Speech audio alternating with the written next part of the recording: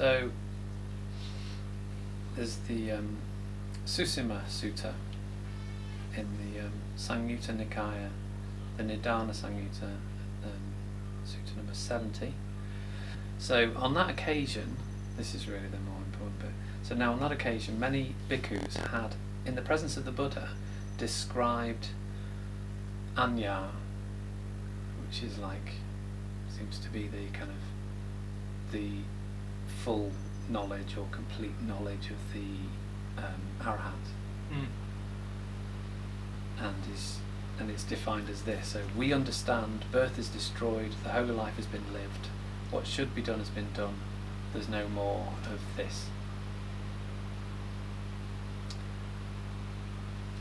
So the Venerable Susima hears that apparently lots of bhikkhus have described this knowledge in the presence of the Buddha, and then he approaches Venerable Susima approaches these bhikkhus and asks those bhikkhus, is it really true that in the presence of the Buddha the complete knowledge has been described, the complete knowledge, full knowledge has been described by the Venerables?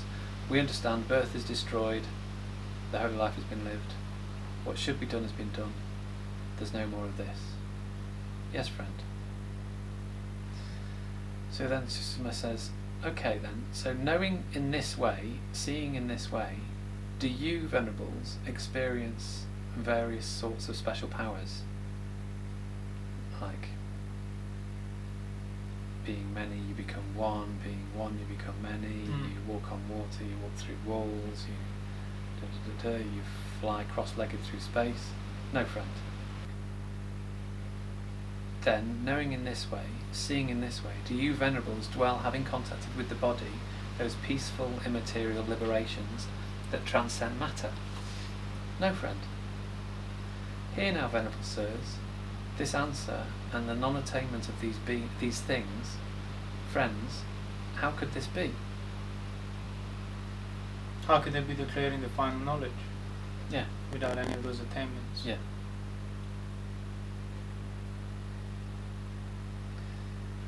We are liberated by understanding, friend.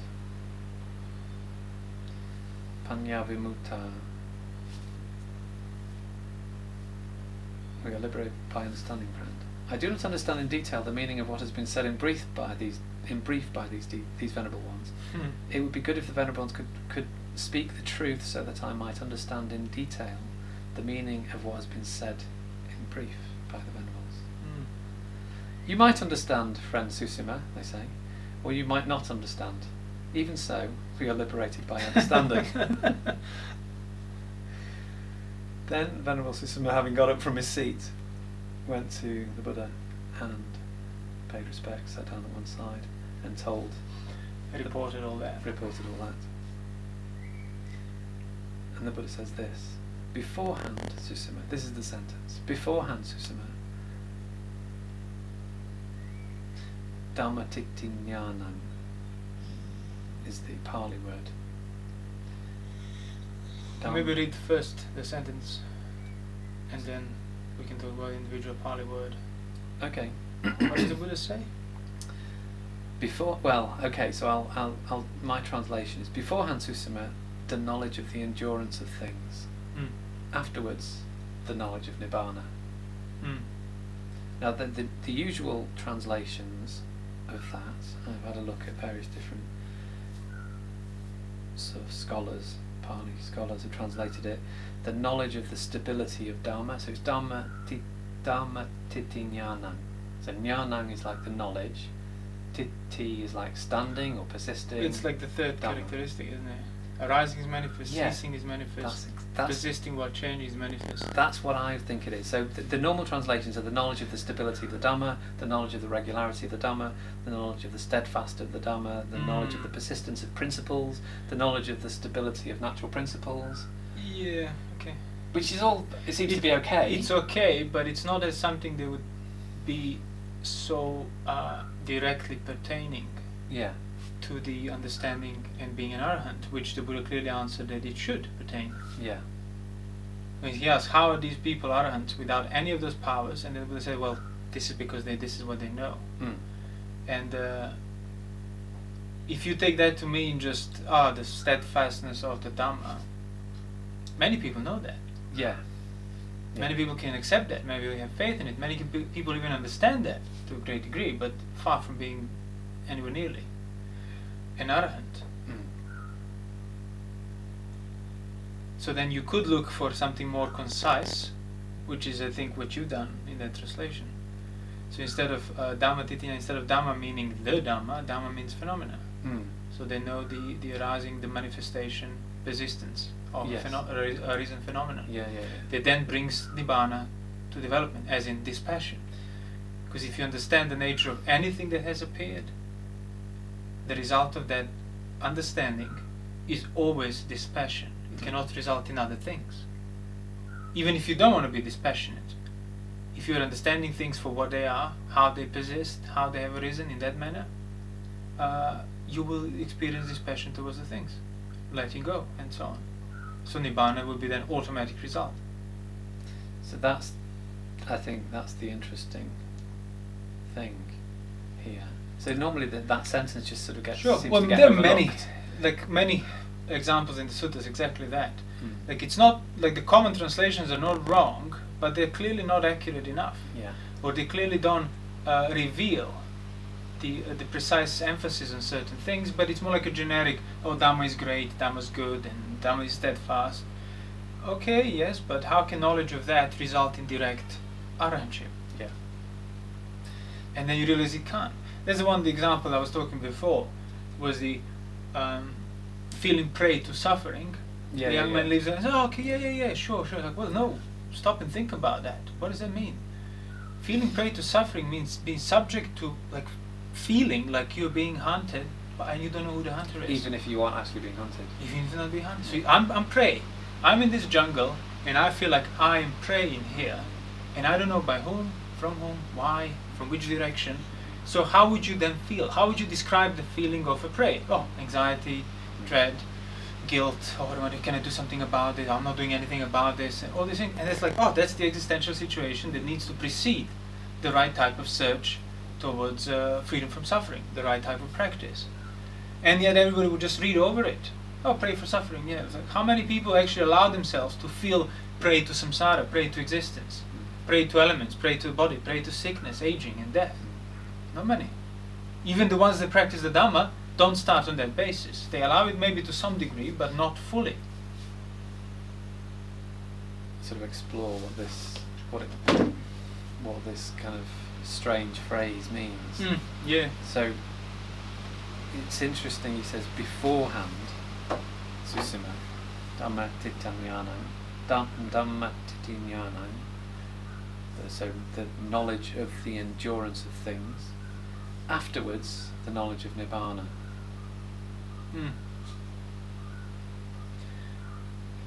The reason why your translation is probably more correct is because it also ties in with other practices that the Buddha talked about that result in Nibbana, like the Buddha Vipassi. That when he discerned the Paticcasamuppada, as in the principle, and then he remained mindful of the endurance of the five aggregates that would have arisen. And then his mind became completely purified and liberated. And you realize that for most people, recognizing like these three characteristics, arising is manifest, ceasing is manifest, persisting or changing is manifest, it's like if you understand that, well, you'll be on the level of a Sotapanna probably, because the today's contemporary wrong views are so much rooted in that. The kind of the perception of time, the gratuitous perception of time, the projection of the external world, self-view outside of yourself, and all that.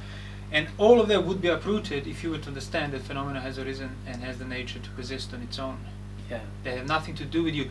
You and your reactions and your mental movements in regard to the arisen phenomena are secondary to the phenomena. Simultaneous, but secondary.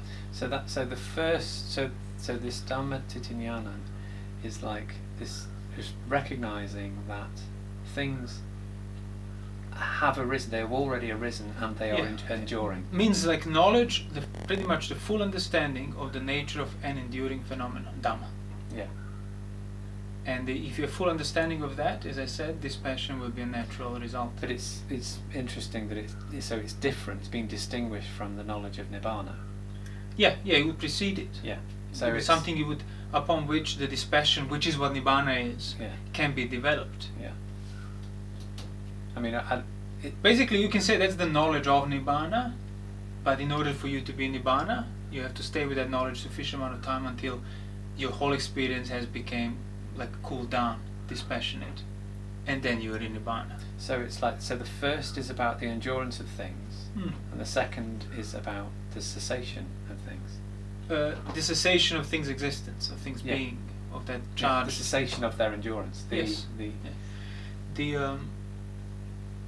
Because and the reason why endurance is singled out there is because arising is a form of endurance, ceasing is a form of endurance, resisting while changing is a form of endurance. Exactly. Yeah.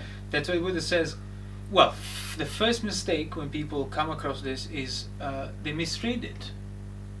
It always says arising is manifest, ceasing is manifested, persisting while changing, or changing while standing, depending on translation, is manifested. The three periods, the three periods, past, present, future, but then this is manifested within those periods.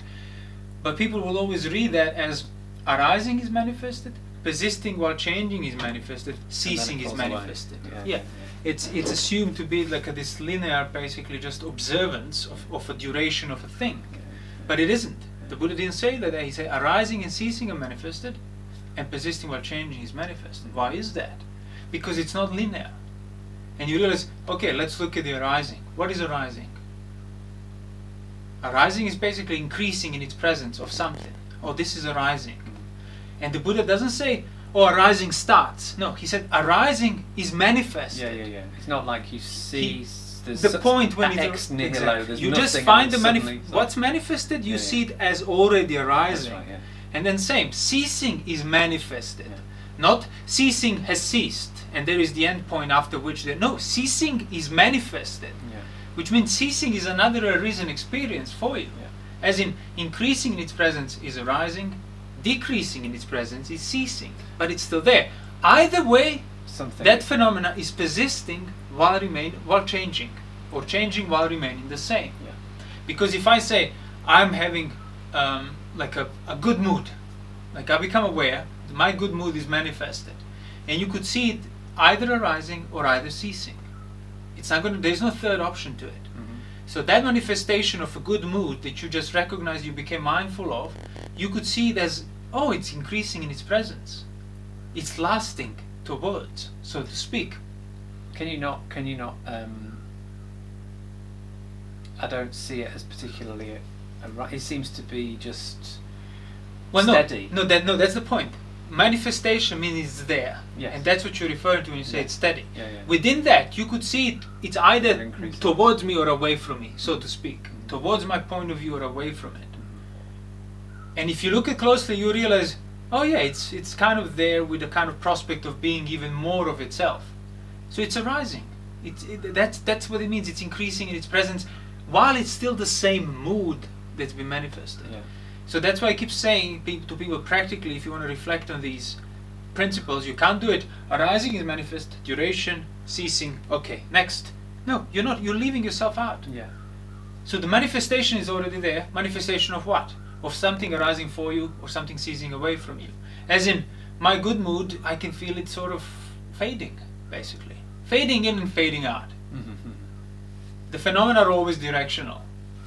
And you can know fading in or fading out on account of it being there already and remaining the same thing, because there would be no fading in, for example, nor fading out if a thing changes from the point A to the point B to the point C. No, it remains the same thing. That's why you can say it's increasing of the same. If it's a completely different thing, there would be no connection of arising or ceasing for that matter. So that's why you have arising and ceasing that are manifested are on one level. Either way, their nature is to persist while changing. And recognizing that nature. If you recognize the nature of enduring, persisting while changing, or changing while remaining the same, you're already recognizing, discerning, arising and ceasing of things. Which is what the Buddha said. He discerned, for Buddha Vipassana, he discerned arising or ceasing of the five aggregates. And so he discerned their endurance. This is what Dhamma Teachings is. that kind of knowledge has included everything else within Yeah, it. yeah, yeah. So if you develop the knowledge of enduring phenomena, means you develop the knowledge of non-interfering with gratuitous assumptions with these phenomena, which also then means you develop the knowledge of impossibility to own these phenomena. And there is no sense of ownership maintained in regard to phenomena. There is no sense of self that's maintained as a result of that ownership. So Nibbana is the natural product of that kind of understanding. So Nyanavira says at one point that seeing the three characteristics isn't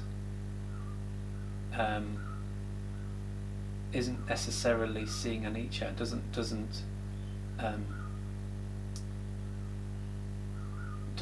Isn't only seeing anicca. So Venerable Nyanavira says, talking about these three Sankatalakanani. So the characteristics of the determined characteristics of the characteristics of the determined. Yeah. So what it is of to be a thing, basically, is that you are basically manifested on your own. Yeah. Within a manifestation, you discern either it's increasing in its presence of the same manifestation, or it's decreasing in its presence of the same manifestation, remaining the same manifestation. Mm-hmm. Then it's another manifestation that's either increasing or decreasing. There's no linear increasing immediately leads to decreasing that leads to the new thing. No, that's a completely external assumption of how the world is for you. But from your point of view, all you have is feeling, intention, perceptions. They're there, enduring. Sometimes enduring more towards you, sometimes enduring away from you. But the only reason you can towards or away or increasing or decreasing can be intelligible is because the same thing remains. Yeah, something is there. And that's why Puthujjana, it's probably the hardest thing for him to understand is that allowing phenomena to endure on its own. So you can have the same feeling for 5 days, the same mood, and it's still the same mood. Otherwise you wouldn't have a memory of it. You couldn't remember it. That you've been feeling like this for a number of days. But it's this completely kind of fabricated assumption of the external world as the true objective world that I can access with my subjectivity objectively, which is already a contradiction in terms, and then all I have to do is observe that world, and that's how I uproot my sense of self, failing to see that you always remain within your sense of self whether you want it or not. So when you think about a public world, that world is part of your experience, and as such it's not public, which means your thinking is a contradiction in terms. And that's what leads people to doing these like observational, methodical meditation techniques and practices, whereby I'm feeling this, I'm feeling this, I'm feeling this, oh, and I'm feeling this, I'm feeling, completely unaware of a feeling enduring on its own. You don't have to be attending to it. Yeah. It's there whether you want it or not. Yeah. And same goes for the five aggregates. That's what we said. Upadana is not in the five aggregates. Cannot be cannot be part of the structure of your experience. It's desire and lust. Wrong views in regard to the structure of your experience, in regard to the five aggregates, Upadana is there. It's almost like people doing these practices are trying to make something endure. Yeah. As if it's up to you. As if it's up to you. As if it's. And that's why then mindfulness is not really mindfulness. Mm. It's something, because mindfulness done properly, it's effortless. That's why you can't have too much of it, as the Buddha said himself. It is effortless because it's based on discerning the enduring presence of the body, of the feelings, of the thoughts and the mind endure on their own. And you can only see that by just starting to recognize what endurance is. Yeah, just exactly. It's already there. Yeah. By recognizing what endurance is, you get skilled in discerning all three characteristics. That's what the Buddha said. Some monks are skilled in discerning arising, some monks are skilled in discerning ceasing, some monks are skilled in discerning enduring, or all. But the point is, if you're discerning arising correctly, you're already discerning enduring. If you're discerning ceasing correctly, you're already discerning enduring. If you're discerning enduring correctly, you're already discerning all of it correctly. So either of those things can serve as a basis for full understanding of that principle that leads to dispassion. But that's the interesting thing. So these three characteristics concisely indicate the fundamental structure in virtue of which things are things. In virtue of which, that is to say, things are distinct one from another. It is also in virtue of this structure that all experience, including the arahats, is intentional or teleological. The arahats' experience is teleological, as is the Puthujjana's, but with the arahat, things no longer have the particular significance of being mine. Yeah. So this. If you recognize endurance of a reason phenomenon to the full extent, as I said, you will be unable to maintain your sense of ownership of it, because you realize it's completely independent. Yeah. It's completely emotionally indifferent to you. As in, it doesn't even know you exist. Your sense of self is redundant to it. But it's like it's a fundamental structure that applies to both the Patujan and the Arahant. Well, no, it's the five aggregates. That's the fundamental structure is. Yeah. There's no hidden structure underneath that, because that's all you have. Yeah. And that's what I'm saying. The only difference then between somebody who fully understood that and somebody who has this passion and dispassion, which is Patujan and Arahant. Yeah. Nibbana is nothing other than dispassion in regard to the five aggregates. So Cooling down, removal of lust, the fires of greed and aversion and so on. the point I want to make here is that Venerable Nyanamoli goes on to say that the question of impermanence is not simply that of establishing these three characteristics. Well, no, not simply establishing characteristics in the sense of Putujana does. Like, look, lasting and disappearing. That's what impermanence is. Okay, so you'd say that seeing those three characteristics in the right way. Yeah, that's what. Sure. Because anicca is that impossibility to own the thing. It's not like, look, thing has disappeared. That's why it's impermanent. That doesn't make sense. Yeah. Because disappearance is manifested. Yet you're looking at the content of what has disappeared, or rather changed its appearance, pretty much. And then claim that to be some fundamental anicca. How can you then do that for your five aggregates? You will need to destroy your five aggregates, kill them off, in order to see them as impermanent.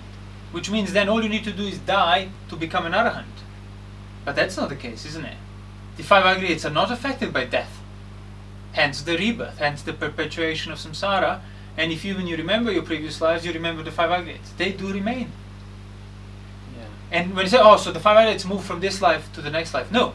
This life and the next life are already within the five aggregates. So nothing moves. Just the content of it changes. For all of those who wonder, how is rebirth possible? It's just, it's interesting. He just seems to be saying that the question of impermanence is not simply that of establishing these three characteristics. It's almost like these three characteristics that things endure, and the knowledge of the endurance of the endurance of that knowledge, which is also a thing which is enduring. Well, in a way, that in itself, you could argue it's not enough, as in you need a bit more instruction to know how to regard things as not mine. Yeah, it's like even that can be taken away. There's no good reason why that couldn't just be sure. So there's something like... Well, I'm pretty certain that all those teachers with the wrong views in the suttas are actually quite right from the point of view of modern wrong views. Right. So when the teacher was teaching the basis of neither perception nor perception, it's not arahantship, but how will you arrive there without being fully aware of enduring phenomenon of mind? Different extents of the mind that endure. Which means you can be fully skilled in discerning these things, but it's that passion, dispassion side that you need to understand. So if you understand these things rightly, as in how the Buddha taught, in the sense of because of this it can't be mine, and start kind of applying it back onto yourself in terms of not entertaining the gratuitous sense of ownership, that will result in dispassion. Obviously that's what Buddha implies with proper understanding of enduring phenomena, proper understanding of Dhamma. But I think Nyanamoli talks about it in like a structural sense, which is also accurate, but in itself does not necessarily mean you will be regarding it as not mine. But the Buddha's also making this distinction between the knowledge of the endurance of things, these three characteristics, or the third characteristic, which... Yeah, the knowledge. That no, it's not the same distinction. He's making distinction. There is a distinction between when Nyanamoli says outlining these three characteristics and when the Buddha says knowledge of the three characteristics. Okay, I see what you mean. Yeah. So he'd be saying, so beforehand there's the knowledge of the endurance of things, afterwards there's the knowledge of Nibbana. Yeah, as if they you become familiar with things, dispassion that you now fully understand. But is that not also like... So the knowledge of Nibbana means knowledge of the possibility of the cessation of even things enduring, anything enduring. And that knowledge already starts with knowledge of the things. Yes. Yeah. If properly understood, as Buddha Vipassana did, he got the knowledge of principle of Paticcasamuppada as in determined by something that cannot be mine. And then he remained basically contemplating the five aggregates against the backdrop of that insight. Yeah. And he became an arahant.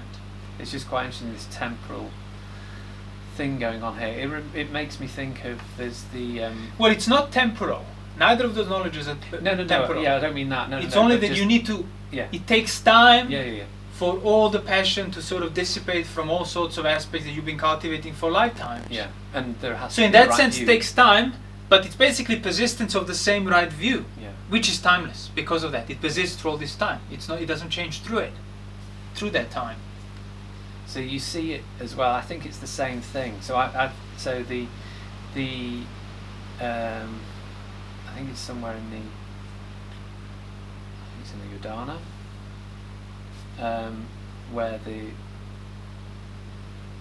it's the Udana, where the Buddha says after his enlightenment, when he first became a Buddha, he's sitting under the Bodhi tree in Bodh Gaya, and in the first watch of the night he contemplated Paticcasamuppada, Anuloma, With the grain. yeah. So he had contemplated, when there's this, there's this. When this arises, this arises. And then in the middle watch of the night, he contemplated Paticcasamuppada, Patiloma. And by the way, even that Paticcasamuppada arises, it's this manifestation that's arisen. So it's more correct to say when this is present, this is present. Yeah. Because people have been misunderstanding Paticcasamuppada for so long. So now when you say when this arises, then this arises, then this arises. Yes, sorry, yeah. When there's this, When there's this is, that's exactly. it. Yeah. So when there is fading in of a phenomena, endurance is there. Did I say arises there? Yeah. Okay, yeah. I mean, yeah, so... When endurance is there, fading in is there, or fading out is there. For as long as there's this, there's this. Yeah. For as long as this has a Imasupada, when this arises, this simultaneously arises. Exactly. Yeah. And then in the middle watch of the night, the next watch of the night, he contemplates the cessation, with the cessation of this. When this isn't, this isn't. Yeah. And it's just again, it's quite interesting. Just this, like, you've got this temporal. He does this one first, and then does this one second. And I'm wondering if actually the knowledge of the endurance of things is... Well, the only reason you can approach things temporarily, as in 1, 2, it's because as a unit they're already there, enduring. Yeah. They give you the duration that then you can take it, put it back, take it, put it back. Mm-hmm. But people confuse that as coming before the duration. It doesn't. Mm-hmm. The whole is arisen first. Yeah. On account of it, you get the parts. Yeah. As we were saying the other day, that Gestalt psychology idea of... Similar. But that's the point. So the Buddha is formulating... The whole determines what a part is. And that's why every Paticcasamuppada is not a collection of 12 factors. It's basically exposition of the first factor. With this is. Yeah. Every Paticcasamuppada starts, this is what Paticcasamuppada is. Okay, what? With what? And then he goes and describes it in different manner on different occasions. Yes. But people ignore that bit, and then you just sort of try to collect all these 12 factors, 16 factors, 8 factors, and then induce some sort of duration explanatory principle, while it starts with the principle. Again, no, so you begin with the whole, which is when there's this, and then you'll be able to discern these different... With manifestation of this is manifested. That's it. With manifestation of what is manifested. And then you go to discernment. But even that was kind of only within like Sambuddha's purview. Many arahants will not necessarily see that. Previous Buddha did not see the Paticcasamuppada to the same detailed extent. And that's why Buddha Gautama was the foremost in expounding the Dhamma. Because he could see like absolutely every single facet. But the Buddha Vipassana, when he understood Paticcasamuppada, he basically described it as Nama Rupa determines Vijnana, Vijnana determines Nama Rupa, like the two sticks holding each other simultaneously. Yeah. That's it. Yeah. That's where his formulation ended. Then he contemplated manifestation of increasing of the 5 aggregates, manifestation of decreasing of the 5 aggregates. As in, he contemplated enduring of the arisen 5 aggregates, and he became an arahant.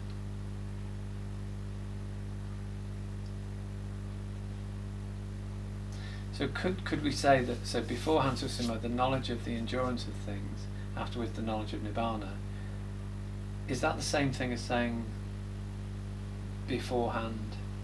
Yeah, like Buddha Paticca Vipassi understood Paticca Samuppada before he became the Buddha. But okay. I was thinking Paticca Samuppada Anuloma, so the things endure. The fact that Anuloma and Patiloma basically comes with passion and dispassion. Okay. Principle needs to be understood, whether there is Anuloma or Patiloma. But once you fully understood the principle, you will know how passion results in all these things within the same principle, and how dispassion results in absence of those things within the same principle. It's basically like Sotapanna is getting the right view of the principle, the sign of his mind. Yeah, okay. So that's way before he is in Nibbana. So knowledge of the endurance of things is simply the right view. Pretty much on the level of the right view, yeah. Possible for the knowledge of Nibbana. Now, the more effort you invest in the knowledge of endurance, the knowledge of the Dhammas, the phenomena, more dispassion you will be developing. But even if, like as sometimes happen in the suttas, the Arya Savaka, noble disciple, Sotapanna or higher, if they don't even necessarily make the effort to clarify it, all they need to do is just basically not do anything against the principle of endurance, and they will their experience will result in dispassion and arahantship within the 7 lifetimes at most. And anything against it is anything basically based on that contradiction of ignoring the fact that it endures on its own, taking the ownership which contradicts it, and then acting out of lust, aversion and distraction. So basically fully understanding the right view means you experience complete dispassion in regard to the right view, the endurance. So that's what the Buddha refers to, like the knowledge of the endurance then brings the knowledge of Nibbana. Yeah, that knowledge of the knowledge of the endurance of things basically involves knowing that these things are enduring of their own accord for as long as they and that's what impermanence is, as we discussed the other day. Yeah. Literally, Nitya means dear, one's own. Nitya, the Sanskrit. Anicca is then not one's own, not dear to me, opposite of that. Yeah. So it's basically, how did we say? Unownable. Unownable, yeah. The characteristic of Anicca is kind of characteristic of being unownable, impossible to own. Because of that, it's not pleasant, isn't it? Because of that, you cannot be your own sense of self. Because you're not your own sense, you're not your own owner. That things are unownable. Yeah.